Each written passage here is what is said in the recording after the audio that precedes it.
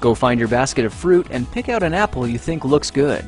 Now, using a sharp cutting knife, carefully cut the apple at a slight diagonal so that it slices right through the center of the apple core. While we're here, let's save 2 of the seeds because we'll be needing them later. Now that we've got our 2 halves, let's take the side that still has the bottom attached and place it face down on a cutting board. We'll need to place 2 butter knives perpendicular with the top and bottom of the apple.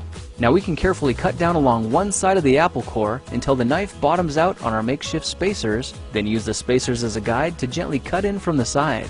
When the 2 cuts meet, you'll have an apple wedge that pops right out. And while we're here, let's cut a piece from the other side the same way. Now our goal with these is to cut out 3 more L-shaped wedges about 1/4 inch thick. And this time, rather than cutting in sideways toward your fingers, try turning the piece over so you can cut downward and meet the first cut at the bottom. Now with a little wiggle, a new apple wedge should break free. If you repeat the process 2 more times, then stagger the pieces back together, the effect is a beautifully layered wing. Now just cut the other piece the same way and your swan's body should look like this.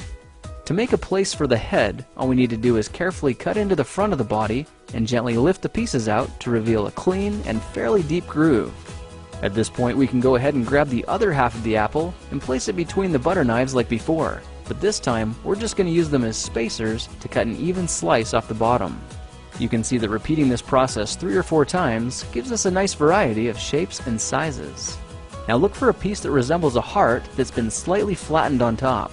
All it takes to form the swan head is 3 strategic cuts with a knife. I made 1 angled cut to form the head, a horizontal cut to form the neck, and 1 slanted cut at the bottom for the base. Now you should be able to see how this is coming together, and to clean it up a bit, just use your knife to round off the sharp edges. All that's left now is to place the apple seeds where you think the eyes should go, then use the side of a butter knife to press them firmly into position. When both eyes look good, simply drop the neck into place, and you're done.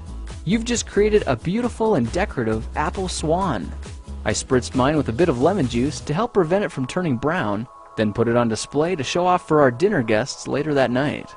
If you try using different apples, you'll get a nice contrast of colors, and every bird will look a little bit different.